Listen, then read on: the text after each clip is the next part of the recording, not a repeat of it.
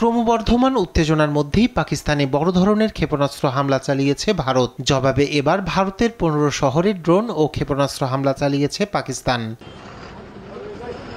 জম্মু কাশ্মীর, পাঞ্জাব এবং গুজরাট সহ দেশটির উত্তর ও পশ্চিমাঞ্চলীয় 15টি শহরে সামরিক স্থাপনা লক্ষ্য করে পাকিস্তানের আক্রমণের চেষ্টা ব্যর্থ করে দেওয়ার দাবি করেছে ভারত সরকার।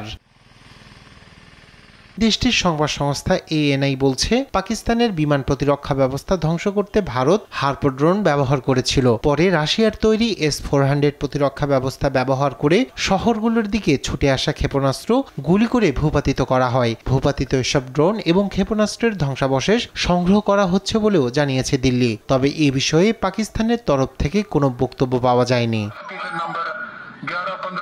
পাকিস্তানের হামলার পরই বৃহস্পতিবার সকালে লাহোর সহ বিভিন্ন শহরে সামরিক পরিকাঠামোর ওপর আঘাত করে ভারত। এই হামলায় ধ্বংস হয় লাহোরের রাডার ও এয়ার ডিফেন্স সিস্টেম।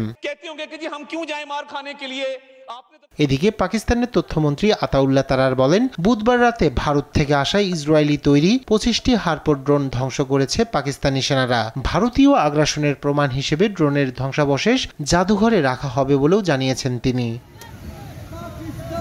রায়হান কবির শুভ্র, নিউজ ডেস্ক, দেশ টিভি।